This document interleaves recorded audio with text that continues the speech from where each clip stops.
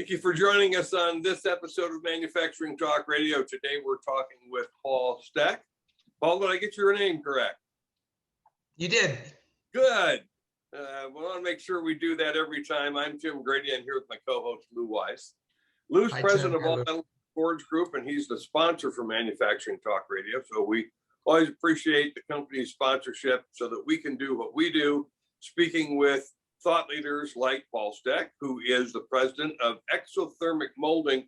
A very cool name, Paul. I wonder, excuse me, before we get into this, if you could give our listeners kind of a quick sketch of exothermic plastics, and then let's talk about some esoteric things that you're doing to grow it. Okay, so the plastics are categorized in two ways. One are thermoplastics, which melt with heat and pressure, and the others are thermosets, which cross-link chemically.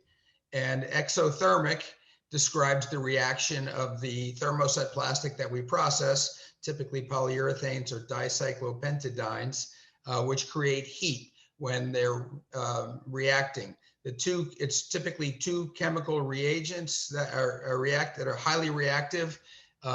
And when they're introduced to each other, they will solidify in a matter of seconds. So the reaction is fast and it generates a lot of heat. And we have to use machined metal molds typically that will act to remove the heat from the part. So it's a very niche process that specializes in typically large parts in small quantities. Paul, you could have been a surgeon and describing a surgery to me right now, I would have understood it better. But I'm sure that you have a place in this world in manufacturing. Are there many people, companies like you that do what you're doing? Yeah, well, the reaction injection molding process is used in automotive parts like encapsulating steering wheels with the soft touch, and even office furniture with polyurethanes that are self-skinning foams. Our market niche is medical device enclosures, laboratory instrument enclosures, larger parts in smaller quantities. The market for that is very small. We may have maybe a dozen competitors in North America. So it's good news, bad news. There's not a lot of competition, but there's also not a lot of business. Okay. But fascinating stuff. But let's get into how you're growing your company. And one of the things that we want to talk to you about, Paul, is investing in people. You know, we hear a lot about human resources, and it's almost become kind of cliche. But in fact, if you pull the humans out of any business operation, you don't have a business. That's exactly right.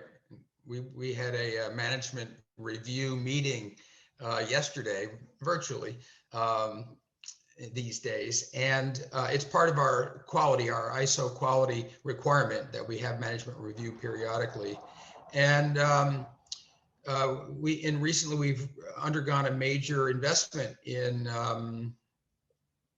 management, really. And management is all about people. And I've learned that it pays off, and we've been able to find very good people. And by giving a nice hierarchy with reporting structures and key performance indicators and accurate descriptions of expectations, we have a company that is performing better than it ever has before that. Well, that's quite a commentary for the process, and I congratulate you on that. So how did you get all that done? Because it's not easy, number one. Number two, manufacturing companies are typically very busy making things, and they're not necessarily out there learning about how to make the transitions required to make a modern manufacturing company. That's the entrepreneur's dilemma, is working in the company versus working on the company. I've worked in my company for 34 years now. And I know that, we all will exit at one point. And I decided that I needed to have an exit plan, and I needed to try to build value into my company. And I knew as I get older, I can't carry it on my shoulders anymore. So it was either going to collapse or collapse me, or take actions that would, in truth, allow me to work on the company and the future of the company. And over the years, I've tried many different types of consultants, and I've been in many business groups, and I've tried many things.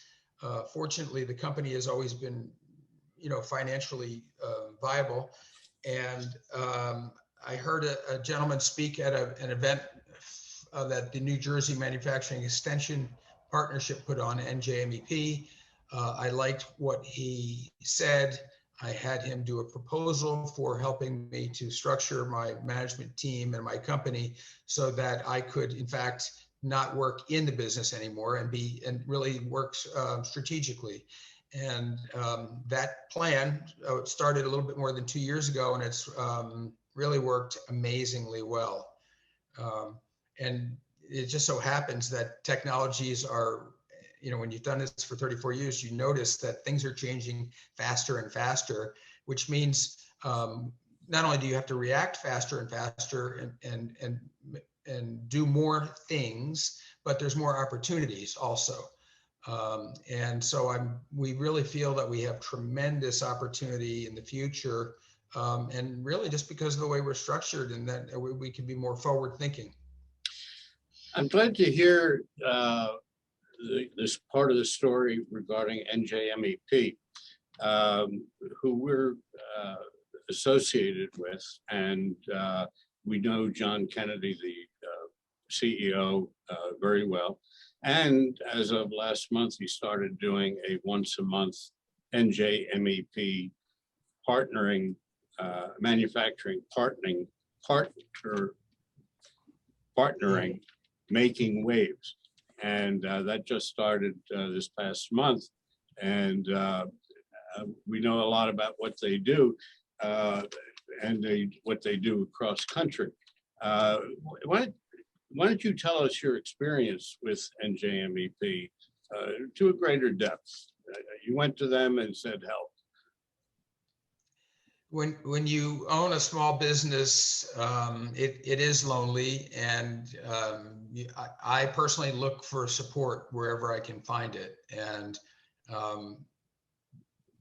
especially with where manufacturing has been in the last decades, where in the 60s, 50s, 60s, and 70s, it was very strong, and in the 70s, it started leaving the country for lower cost provider countries. And we saw our manufacturing base erode. And of course, then a lot of the business opportunities eroded and went away also. It became very difficult to be competitive.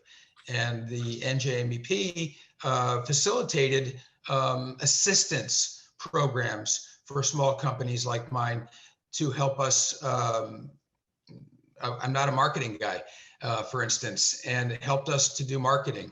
I'm not a quality guy, so it helped us to, the NJMEP helped us to learn ISO manufacturing practices and become ISO certified.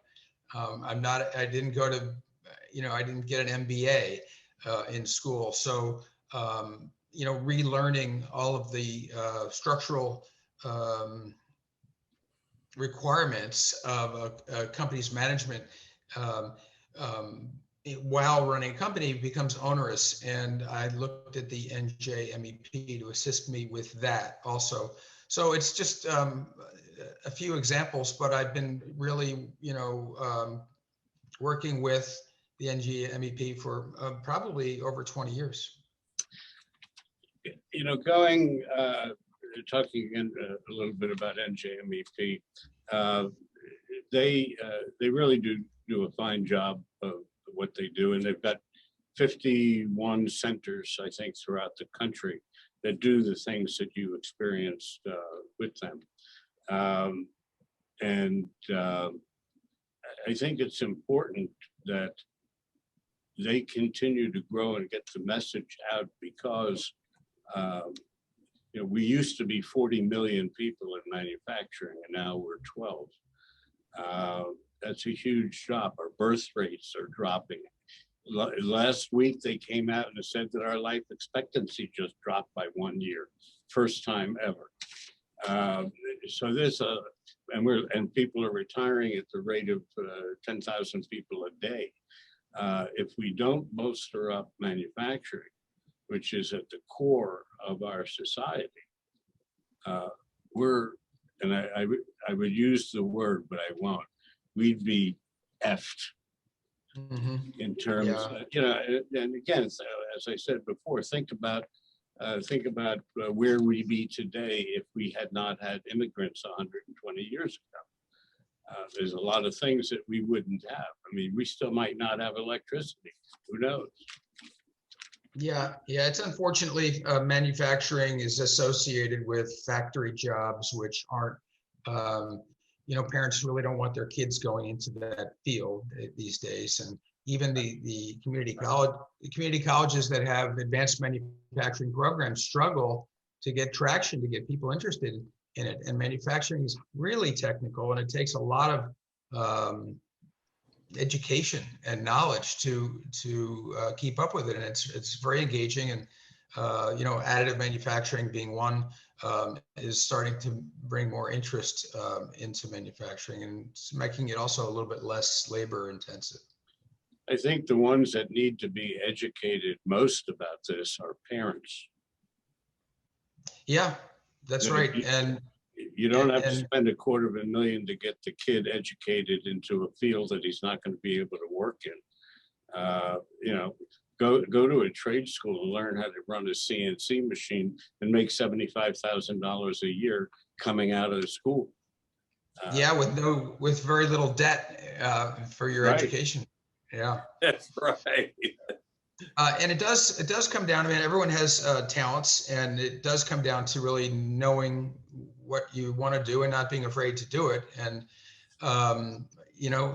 some wise person like Thomas Edison once said, opportunities disguised by hard work and dirty hands, or something like that. And there's plenty of opportunities in the manufacturing environment these days.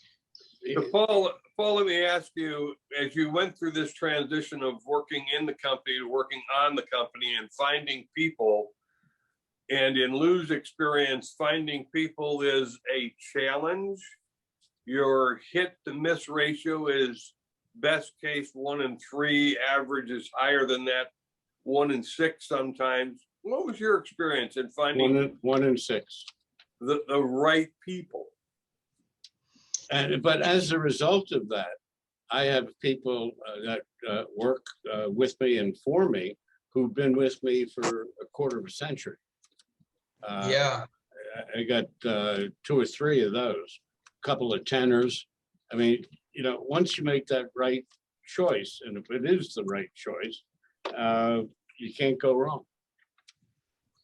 People are the core, the heart and soul of any company's ability to succeed. And even when you have fantastic people, there's still going to be differences. Sometimes it's in values, or the way you expect to be treated or treat your customers. And there's all these little nuances, and sometimes they can get in the way of the big picture. But we've been very fortunate. The NJMEP helped us to find people, and they've also helped us to train people. I haven't mentioned that. So we found our most senior number 2 person through the NJMEP, and it was a one-shot. It was a one-shot deal. Actually 2. One person went back into a different manufacturer, back into printing that we sourced through them. But the gentleman that we hired has been very, very helpful to the company, and his experience is a little bit different than mine in that he's worked in larger companies and understands the organizational structure and reporting and delegating and having department leadership and training and all that. And we've been very effective in changing from, an owner manager to a more professional structure. And It came down to the consultant that we're still using, who's outlined the plan that I bought into and facilitated the completion of the plan. And now we're working on succession for me personally, because the business is at a stage where my input is not necessary on a day-to-day basis. And that's one of the most difficult things that I've been trying to deal with, is removing myself and extracting myself from all the little details. You get used to micromanaging and needing to know everything about everything, and then passing it on to other people and their ways of doing things is a very challenging leap of faith that has worked well, but it's really challenged me. And I'm learning to back away a little bit and I try to keep my mouth shut at times, or not send emails that I shouldn't send. But it's been very, very difficult, as well as it's going, and it's going very, very well. It's been very difficult because I have to go through, like, we'll call it a brain change a little bit, and it's when you get to be older, it's more difficult to change. Well, I'm not going to admit to any of those negative things. I'm probably 10, 15 years older than you. Okay. So I doubt it, but I'll accept that. I'll tell if you will. I'm 1 year away from Medicare, a half a year away from Medicare. I'm 77. I'm 12 years past that. All right, 60. So you're 13, not 15 years. So we'll give it to you. It's close enough. Right. Well, congratulations on surviving manufacturing and remaining healthy. You look great. Thank you. Thank you. We heard, we just interviewed somebody within the past 10 days who has come up with a software program that they will go into companies and literally digitally record everything that happens in the company, right? And at 10 o'clock in the morning, this switch has to be flipped. That's recorded in this software program. And the purpose of it is that he is addressing the skill gap issue, as we have been really talking about. And it's called knowledge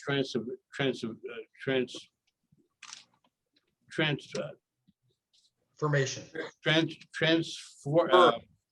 I lost the word. Transfer. 77 years. Transfer. Yeah, knowledge transfer. Yeah. And it's in a computer, and every job, every person, they have their own sector plan or platform, so that when somebody comes in as a new job, knowing nothing about it, about the job, in 3 days they are trained. Now, that doesn't mean that they're 110% error free, but in 3 days they're trained in the job. And part of the error thing that I just mentioned, there is a reduced error factor because the program won't let you make a mistake. The machine, the program knows, no, you're not wrong. Flip that button, not that button. So it's interesting. Claims that quality at a manufacturing plant has gone up immeasurably. So it's an interesting thought. And I'm glad to see that there are people out there, such as yourself, who's working on trying to improve things, grow things, and sustain them. So I tip my hat off to you for that. Jim? Yeah, we've one of the things that we've been challenged with is having our department leaders train people to do, their jobs. I mean, the real goal is that I train someone to do what I used to do, and it trickles down that way. And people tend to want to protect their jobs, and they think that if they train someone how to be as good as they are at, spray painting a car, or, in our case, spray painting a part, or being a CNC machinist, or being able to silk screen, complex parts, or whatever it is, they think that there's a chance they're going to lose their job or have less value. But the truth is they become more valuable because of the ability to train and pass along knowledge. And then they can move up the ladder and pass it on. It's kind of like multi-level marketing in a sense, that if the further up you go, the more value you have, as long as you're doing good for the people that report to you. And that's the training that we do. It's what you have to do. And you have to have, of course, during the pandemic, you realize that people, either can't come to work or you have to work less. And then you have to you realize the importance of redundancy of just specialties in your own company, and training becomes even more important. But we're a very, very labor intensive operation. It's not, material is low in the overall cost, and labor is very high in the cost. And it's just very unusual to be in that realm. I would find it difficult for a computer to train someone how to, operate a molding machine, because they're not automatic, they're manual, or, paint a part or prepare a part for finishing. And, there's a lot of hands-on and touchy-feely things. Well, I guess the program that I was suggesting has its place. Everything Yes. has its place. That's right. Tim? So Paul, I want to ask you about changing technologies, not just the speed of change, but things are constantly changing. And you're in a very cutting edge world. How are things changing in your manufacturing operation? Is it a plastic change, a process change, a thermal change? What's happening in your world?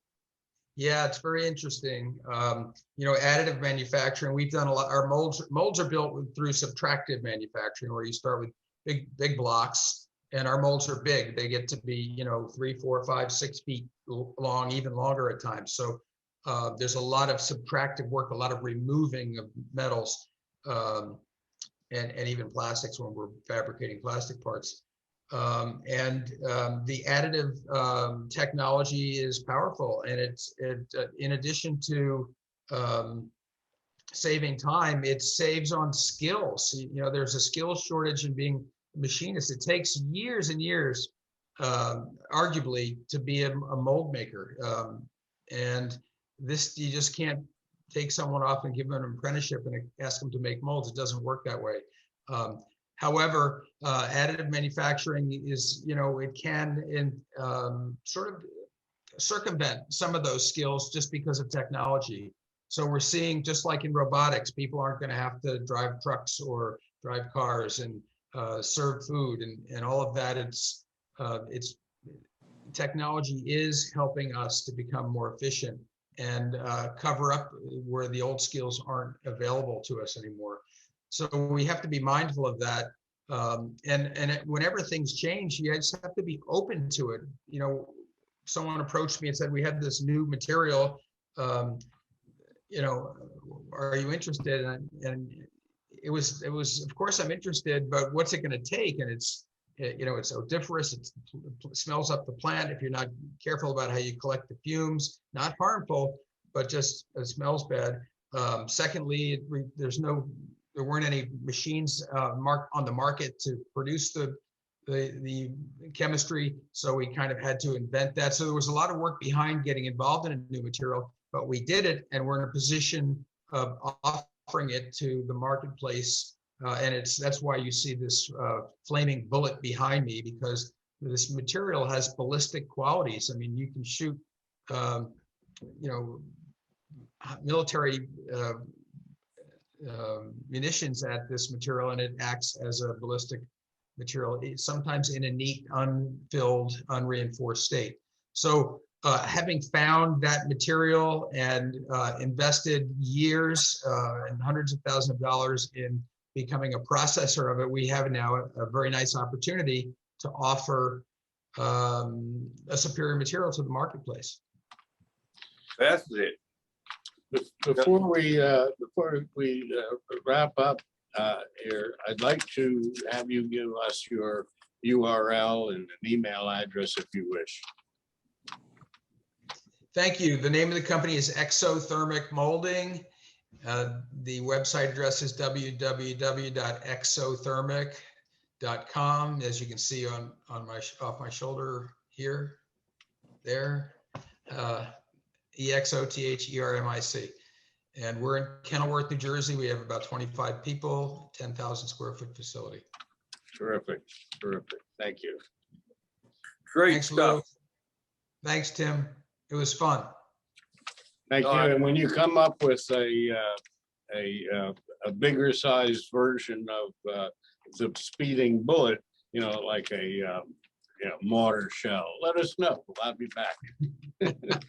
Well, 3D printing is getting larger and larger too, and because our parts are big, large format 3D printing is something that's in our radar as an offering. So if I'm not mistaken, our new administration has given $30 billion this week into research in 3D printing. So they really want to get that process commonplace. So, well, Paul, it's moving along. It's real. I congratulate you, Paul, for making the transition from the day-to-day grind, which is less fun, to the more esoteric and visionary work working on the company, which has got to be more fun. It's more fun. It's more challenging, and it's still day to day. I mean, there's still issues that are very, very challenging day to day, and that's never going to change. No doubt. Well, Paul, thanks for joining us. thank you, Paul. Thank you both. Bye-bye. All right. Bye-bye. And we've been speaking with Paul Steck, who is the president of Exothermic Molding. And if you would like to learn more about this or any of the other shows, please visit us at jacketmediaco.com, where we have links to all of the podcasts that are produced by Jacket Media Co. You can also find us on C-Suite TV and C-Suite Radio Network. Again, thank you for joining us on Manufacturing Talk Radio.